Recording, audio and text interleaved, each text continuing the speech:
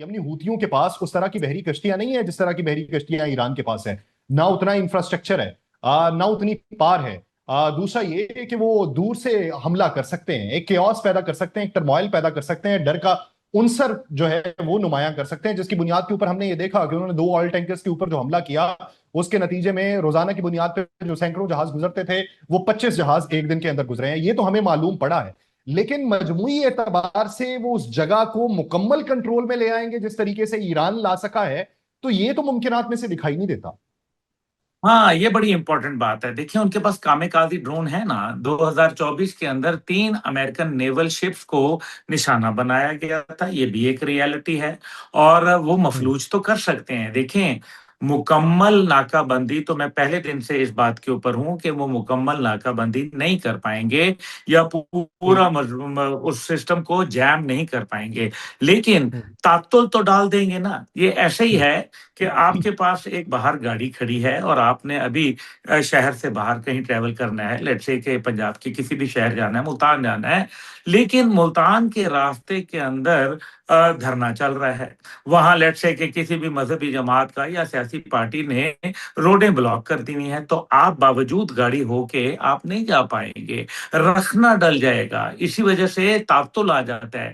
اور جو business environment ہوتی ہے اس کے اندر تعطل نہیں چلتا, اس کے اندر فریٹ کاسٹ بڑھ جاتی ہے. آپ دیکھیں نا کہ پہلے اگر انشورنس ہو رہی تھی لیٹ سے کہ ایک شپ کی $1,000 میں, اب وہ انشورنس کاسٹ بڑھ کے $1,00,000 چلی گئی, کیونکہ انشورنس کمپنی کے سٹیکس زیادہ ہیں اور کوئی جہاز بغیر انشورنس کرائے نہیں گزرے گا, کیونکہ یہ سمجھیں ایک خودکشی ہوگی جب تک کہ اس کو بات ہے, اگر انشورنس آپ سے. بغیر انشورنس کرائے وہاں سے گزرنا چاہتے ہیں تو پھر آپ کو کیپ آف گڈ ہوپ کی طرف سے جانا پڑے گا.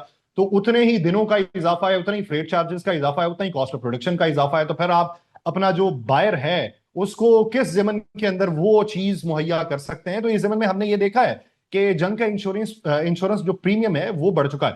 اچھا, میرا ایک اور سوال گل صاحب یہ ہے کہ اطلاعات یہ ہیں کہ 50,000 جو فوجی تھے اس خطے کے اندر تعینات کرنے کی خبریں وہ بڑھ کے 1,00,000 تک پہنچ چکی ہیں. ہمیں یہ بھی معلوم ہے کہ ڈیگو گارشیا کے اوپر جو فائٹر بامبر جیٹس ہیں وہ تعینات ہیں.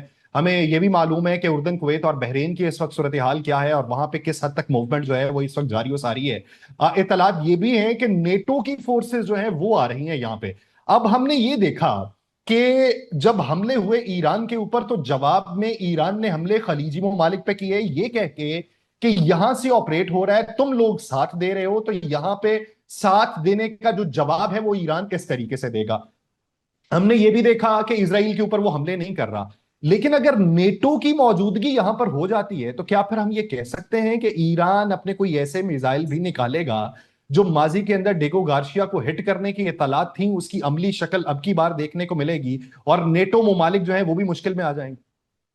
ڈیگو گارشیا کے اوپر آپ کو یاد ہے کہ اس ٹائم پہ بھی 70% B-52 بومبرز کی فلیٹ وہاں موجود تھی. چھوٹا سا جزیرہ ہے اور 400-450 لوگ وہاں رہتے ہیں, امریکن بیس ہے بنیادی طور پہ, لیکن اور سب کے اندر اصل بات یہ ہے کہ 2 میزائل پہلے گئے تھے نا, ایک ہٹ کیا تھا وہاں اور ایک کو جو ہے انہوں نے وہاں انٹرسپٹ کر لیا تھا. مطلب لیکن یہ ہے کہ گل صاحب اس میں تو کچھ مبہم اطلاعات بھی تھی نا, کچھ تو یہ بھی باتیں تھیں کہ ڈیکوائے ہے, کچھ یہ تھا کہ فالس فلیگ اٹیک ہے, کسی اور نے کیا ہے, ایران کے اوپر ملبہ ڈالنے کی بات ہے کہ بین البراعظمی یہ میزائل جو ہیں وہ اپنے پاس رکھے ہوئے ہیں.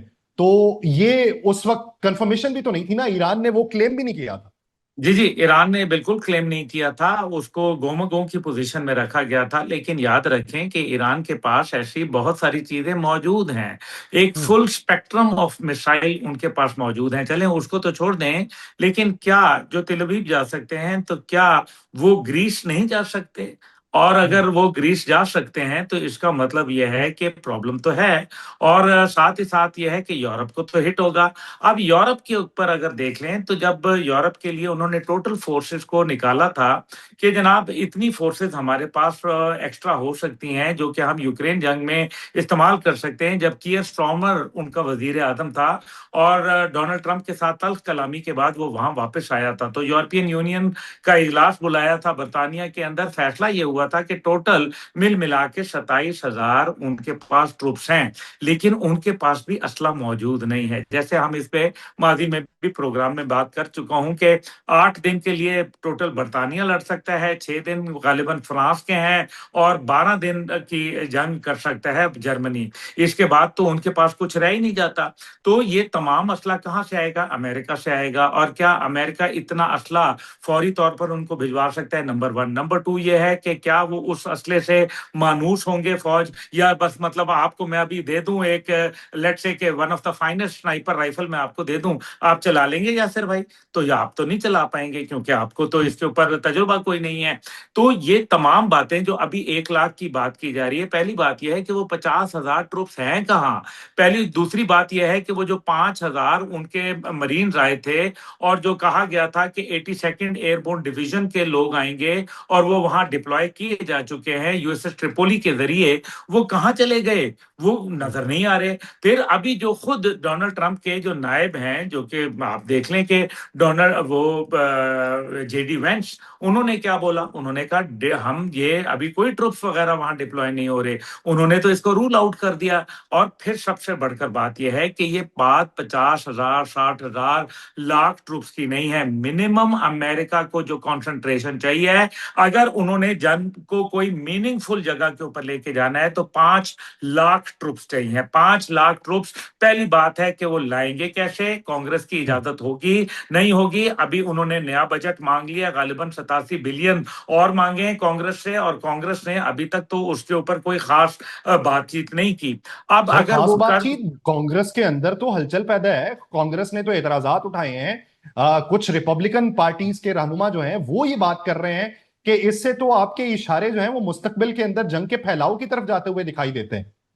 ایگزیکٹلی. آپ کو یاد ہے کہ جب پہلے ڈونلڈ ٹرمپ کے خلاف عدم اعتماد آیا اس کے اختیارات کو محدود کرنے کے لیے کانگریس میں، تو وہ ہار گیا تھا، 1 ووٹ کا فرق تھا. لیکن اگلی دفعہ وہ کانگریس کی قرارداد منظور ہو گئی، یعنی کہ ریپبلکن پارٹی کے لوگوں نے سپورٹ کر دیا اس سینٹیمنٹ کو. اب جو کانگریس کے اندر میں جو بات چیت کر رہا تھا کہ اس کا کوئی کانگریس کے اندر تو اعتراضات اٹھ رہے ہیں، اور کانگریس کی مرضی کے بغیر وہ کیسے کریں گے؟ نمبر 1. نمبر 2 یہ ہے کہ کیا گرمی کے موسم کے اندر وہ لے کے جائیں گے؟ اور الیکشن کے دنوں کے اندر آپ مجھے بتائیں، مڈ ٹرم الیکشن سر کے اوپر کھڑے ہیں، 3 نومبر کو ہونے ہیں، اور آپ جا کے جو ہے وہ 5,00,000 ٹروپس یا لاکھ ٹروپس یا 60,000 ٹروپس آپ وہاں بھجوانے کی باتیں کر رہے ہیں. آپ کیا کرنا چاہتے ہیں؟ اور پھر نتیجہ کیا نکلے گا؟ ٹروپس کی بات نہیں ہے ابھی تک، تو بوٹس آن گراؤنڈ تو ہے ہی نہیں. اور اگر بوٹس آن گراؤنڈ ہوا تو یہ جو کروڑوں لوگ آیت اللہ علی خامنائی کے جو آخری رسومات کے لیے نکلے تھے، یہ سارے کے سارے آپ ان سے لڑنے کے لیے تیار ہو جائیں. 9 کروڑ ایران کے اندر لوگ موجود ہیں.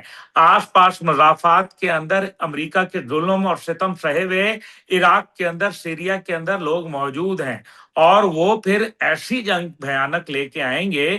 اور پھر نتیجہ اس کا کیا ہوگا؟ نتیجہ یہ ہوگا کہ عرب دنیا سب سے زیادہ نقصان اٹھا لے گی. خدا نہ خواستہ اگر سیویلین انفراسٹرکچرز کے اوپر جس طرح سے ابھی کچھ نشانے بنائے گئے ہیں، لیکن اگر یہ بڑے پیمانے پہ دیکھیں نا، اگر ایران کے پاس میسائل تو موجود ہیں، یہ تو آپ بھی جانتے ہیں، پورا پاکستان، پوری دنیا جانتی ہے، خود امریکہ مان رہا ہے کہ ان کے پاس تقریباً 70% ذخائر موجود ہیں. اگر وہ 70% ذخائر موجود ہیں ان کے پاس میسائل کے، تو یو اے ای کا کیا بنے گا؟ آپ مجھے بتائیں، کویت، قطر، بحرین کا کیا بنے گا؟ سعودی عرب کے حوالے سے وہاں بدامنی پھیل جائے گی خدا نخواستہ. ایسی صورت کے اندر مشکلات میں اضافہ ہو جائے گا یاسر بھائی. یہ ایک بہت ڈائسی سچویشن آ کے کھڑی ہو گئی ہے.